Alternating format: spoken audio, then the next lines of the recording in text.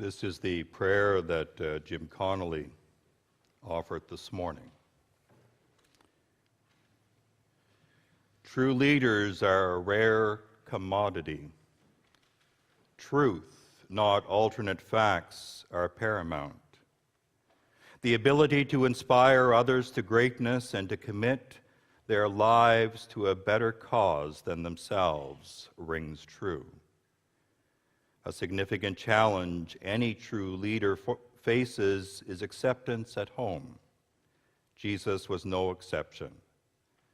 His teachings spread across the land and beyond. His truth resonated and captivated the masses. Live his truth day to day and inspire others to walk in Jesus' footsteps, all to the glory of God. Amen.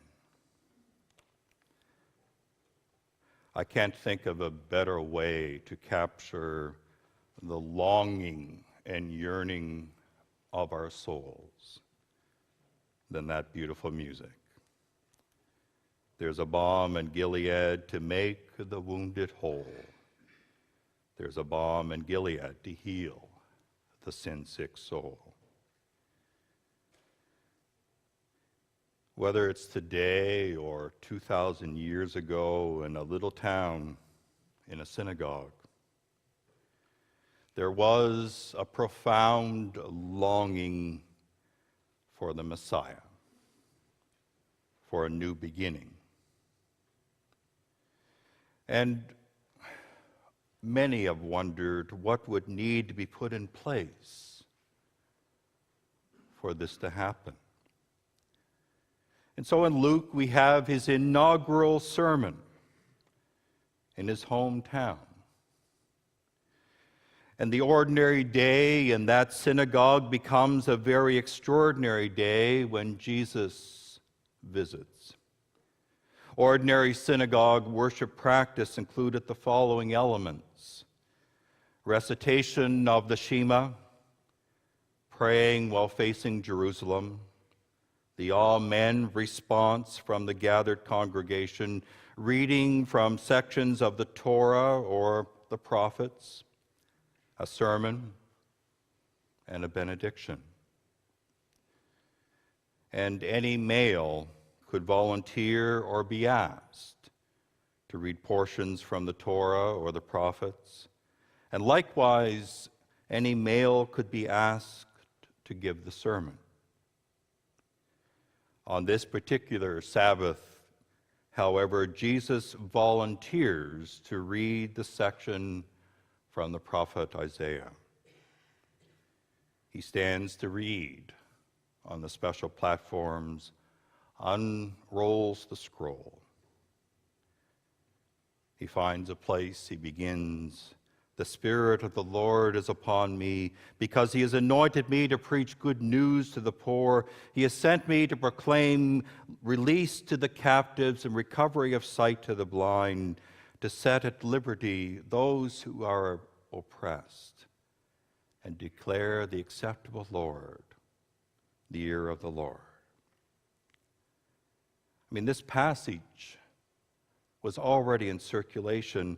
Actually, it was used by the Qumran community as an important reference for the end times, when the teacher of righteousness would come, when all would be consummated. These words have been attached to the description of the Messiah who was to come, and they were anxiously awaiting. All the people were waiting. And the messianic job description, already familiar to the synagogue users, although not quite what Jesus has in mind, but familiar.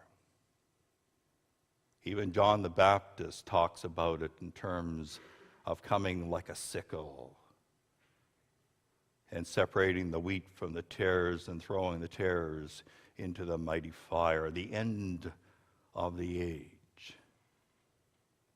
the wonderful and mighty coming of God. And yet, Jesus has something else in mind. and the eyes of all the synagogue were fixed upon him, then Jesus speaks from the place where he is sitting. Today, this scripture is being fulfilled in your hearing.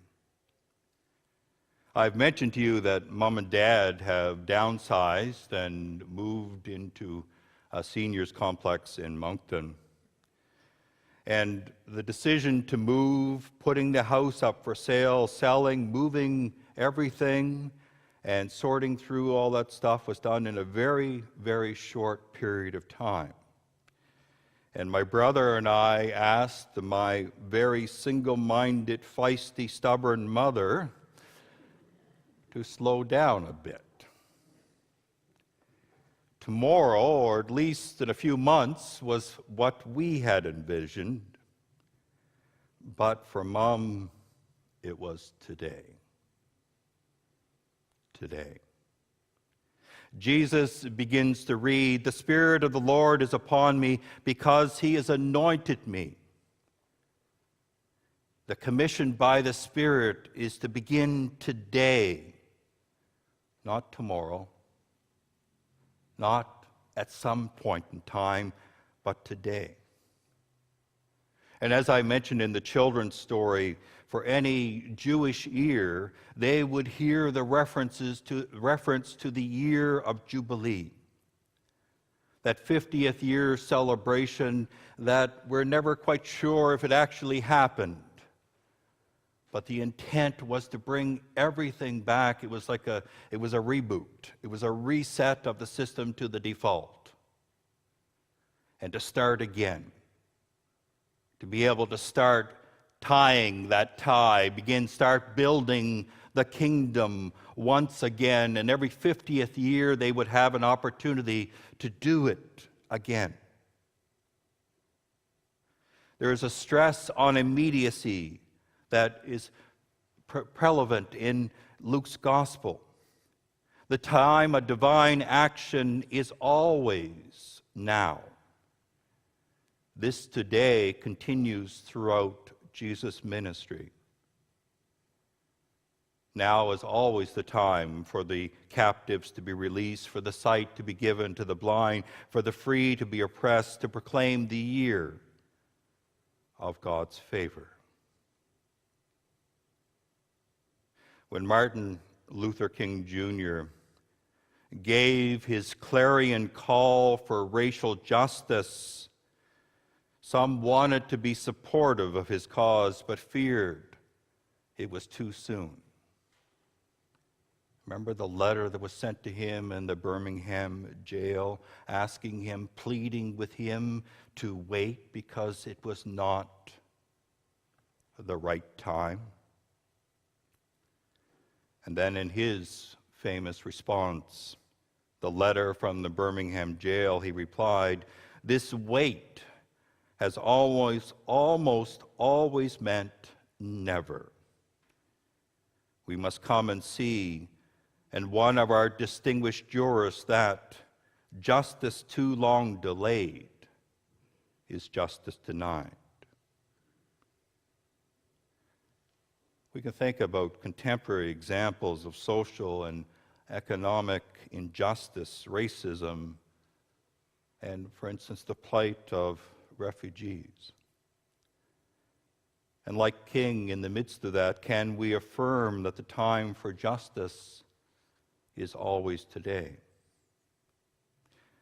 About a month ago, Pope Francis, as he was speaking to diplomats at the Vatican, lamented the aggressive, warlike talk and isolationism that has emerged in the United States and European countries where populist governments have come to power.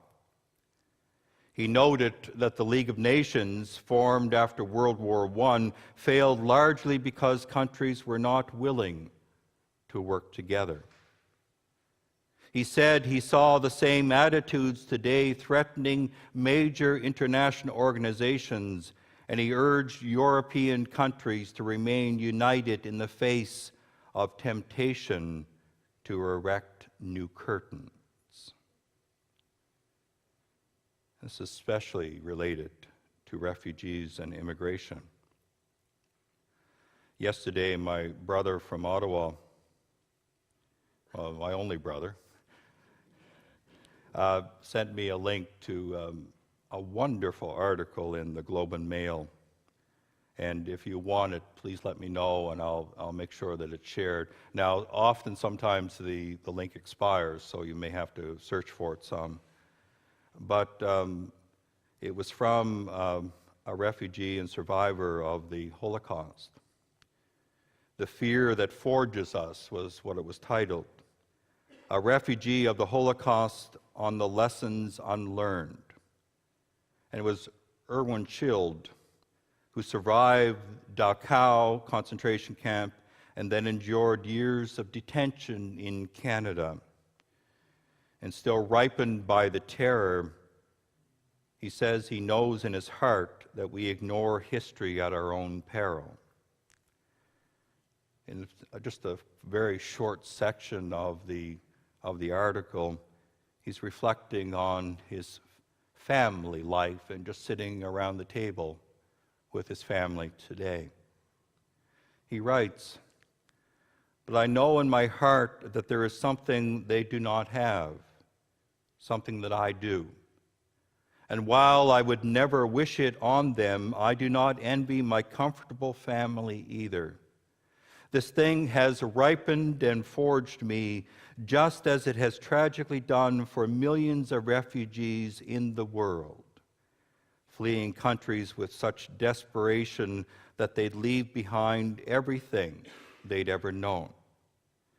That thing is naked fear, a fear I can never truly shake, born of a period of sheer terror in which I was imprisoned in Dachau concentration camp at the hands of the Nazis. That fear in my past gifted me the wisdom that I have long held in my heart, that no matter what misfortune I suffer, whether it's the ocean of challenges that crash against my shore as I age, or any other tragedy I have faced, including my tribulations upon arriving in Canada, I can have perspective. That fear inspired a vow I made to myself in Dachau, that if I should get out alive, I would never allow any future adversity to depress or defeat me." The Reverend Dr. Craig Barnes, the president of Princeton Theological Seminary, suggests that Jesus had a great deal of trouble with fear. Not unbelief. He was always after saying, "With you little faith." They didn't have much trouble with that, actually. It was something that was quite important to building faith. But he did have trouble with fear. The poison to faith, as Barnes suggests. And in some ways, the people in that synagogue nearly 2,000 years ago, and even those who hear this sermon today, his inaugural sermon in Luke, are gripped by fear. We fear what it might cost to enact the kingdom through Jubilee. Let me be clear on that. Jesus doesn't get himself into all the trouble that he does and eventually get killed because people did not understand his message. It is because they understood it too well. They knew what the cost of enacting Jubilee would be for them. And they were unwilling to enact it. And it's a choice that's resonated through the years. Each time we hear that message, are invited and commanded to enact it today. And yet, because of fear of the cost, we often hold back. And as we'll find out next week, This story doesn't end well. The crowd turns on him and nearly throws him to his death. However, I want you to consider something. How do we get out of fear? I want to suggest that we are loved out of fear. Not argued out of fear, we're loved out of fear. When our children wake up in the night because of a bad dream or because of the monster that's under the bed or in the closet, we don't go to the door and stand there and say, "Now, Jimmy, you know that it's irrational, monsters aren't real." No. You turn on the lights, you hold little Jimmy tightly in your arms, and you love out the fear. This theological perspective on Jesus' preaching is very helpful. Offering Jubilee as a way to begin to build the kingdom, even though it will lead to conflict, because the people were deeply aware of the cost of this path. If we try to find Jesus in the midst of conflict, it's important to remember that the way that Jesus dealt with it was by holding two things in constant tension: conviction and compassion. So think about it. Think about encounters that Jesus has, especially in areas of conflict. They're about to stone the woman to death in the midst of adultery. And they bring him to Jesus. And what does Jesus do? Go and sin. No, I do not condemn you. So that's the compassion. Holding compassion, always holding compassion. And go and sin no more. Conviction. Compassion and conviction together. It's nice to say love, love, love, but if you don't have the conviction to enact that love, what good is it? As James says. To live with the attitude of Jubilee today requires both compassion and conviction. To hold together truth and love. And there is a posture for holding these two. It's open hands. Convictions held with open hands instead of clinging to it and refusing to let go. You don't hold on to the truth that way. You don't cling to the truth because you never know when the Spirit might offer something new. And I've often talked about it in those terms, that one of the things that I try to be is to be open to being surprised by the Spirit.